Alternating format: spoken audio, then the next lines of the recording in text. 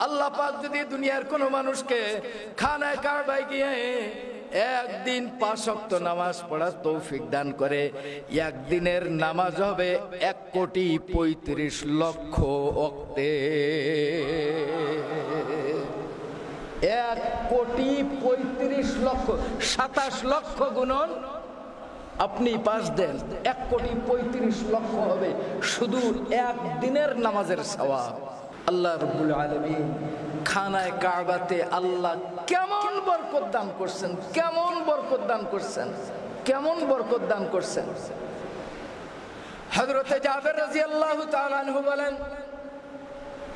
জলিলুল কদর কিবারুস সাহাবা আখিয়ারুস সাহাবা, সাহাবীদের ভিতরে যিনারা অন্যতম, সাহাবায়ে কেরামদের ভিতরে যারা শীর্ষস্থানীয়, তাদের ভিতরে একজন হলেন হযরত জাবের রাদিয়াল্লাহু তাআলা আনহু।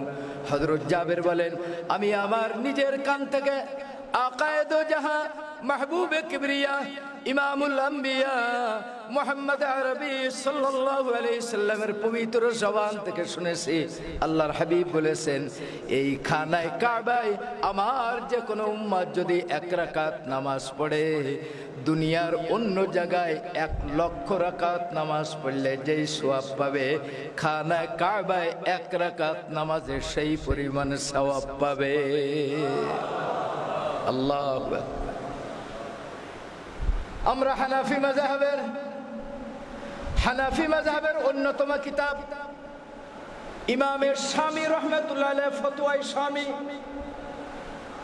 কোন গল্পের কিতাব নয়, ফতোয়ার জগৎ বিখ্যাত মহামান্য কিতাব, যার ভিতরে 2 লক্ষ মাসালা আছে। উলামায়ে কেরাম যখন অনেক কিতাবের ভিতরে ফতোয়া খুঁজে না পায়, তখন শামী কিতাব তলাশ করে।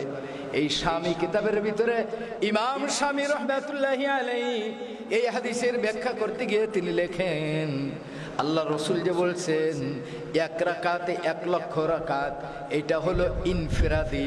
খানায় কাবায় কোনো মানুষ যদি একা নামাজ পড়ে, একা ইনফিরাদি জামাত ছাড়া একা পড়ে, তার সওয়াব হবে 1,00,000 রাকাত।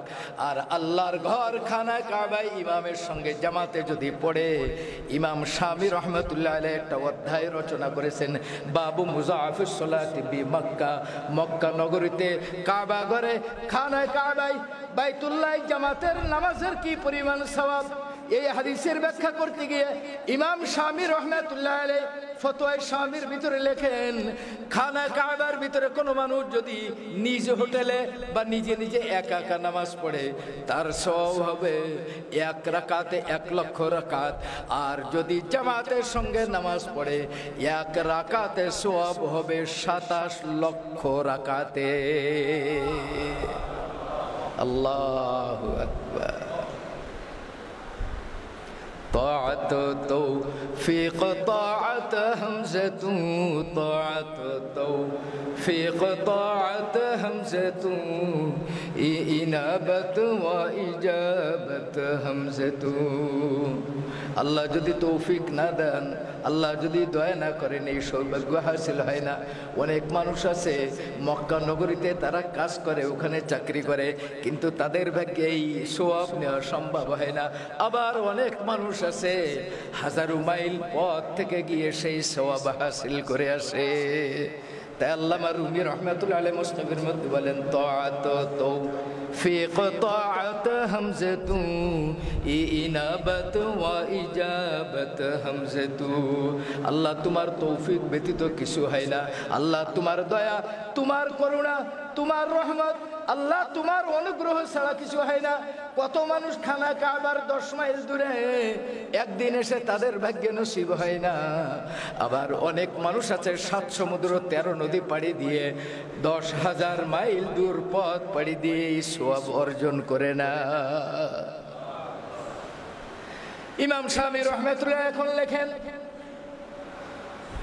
কোন মানুষ যদি 100 বছর নামাজ পড়ে, কত বছর? 100 বছর। 100 বছরের নামাজ হয় 1,80,000 ওয়াক্ত। ইমাম শামী রাহমাতুল্লাহ লেখেন, কোন মানুষ যদি 1000 বছর হায়াত পায়, হায়াতে নূহ আলাইহিস সালামের হায়াত 1000 বছরে যদি সে 5 ওয়াক্ত নামাজ পড়ে 1000 বছরের নামাজ হবে 18 লক্ষ ওয়াক্ত। এইবার হযরতে ইমাম শাফি রাহমাতুল্লাহ বলেন 27 লক্ষকে গুণন দেন 5 দিয়ে, ঘরে গিয়ে গুণন দিবেন। ইমাম শাফি রাহমাতুল্লাহ লেখেন আল্লাহ পাক যদি দুনিয়ার কোন মানুষকে খানায় কাবায় গিয়ে একদিন 5 ওয়াক্ত নামাজ পড়ার তৌফিক দান করে, একদিনের নামাজ হবে 1,35,00,000 ওয়াক্তে। 1,35,00,000, 27 লক্ষ গুণন আপনি 5 দেন, 1,35,00,000 হবে শুধু একদিনের নামাজের সওয়াব। আর এটা যদি রমজান হয়, রমজানে আরো 70 গুণ। আল্লাহু আকবার। আল্লাহ রাসূল বলছেন 3টা দশক আল্লাহর কাছে সবথেকে দামি। কয় দশক? 3 দশক। 3 দশক। একটা হলো রমজানের শেষ 10, রমজানের শেষ 10 আল্লাহর কাছে অনেক অনেক দামি। দ্বিতীয় নম্বর রাসূলুল্লাহ বলছেন জিলহজের প্রথম 10 আল্লাহর কাছে অনেক দামি। আর একটা হলো মুহররমের প্রথম 10 আল্লাহর কাছে অনেক দামি। এইবার মুহাদ্দিসিনে কেরাম বলছেন মুহররমের প্রথম 10-এর থেকে রমজানের শেষ 10 রমজানের দাম বেশি, আর শেষ রমজানের থেকেও জিলহজের প্রথম 10-এর দাম বেশি। আল্লাহু আকবার। অথচ এই জিলহজ মাস আমার আপনার উপর দিয়ে যায় শুধু ভাগের কুরবানি কেনার জন্যই আমাদের জীবন শেষ, আর এই 10 দিন আর কোনো ইবাদত করে না। কিন্তু জিলহজের এই প্রত্যেকটা রাত, জিলহজের 1 তারিখ হইতে 10 তারিখ পর্যন্ত প্রত্যেকটা রাত সবে কদরের মতো মূল্যবান। প্রত্যেকটা রাত আল্লাহর কাছে এত বড় দামি, কিন্তু আমি আপনি বুঝলাম না।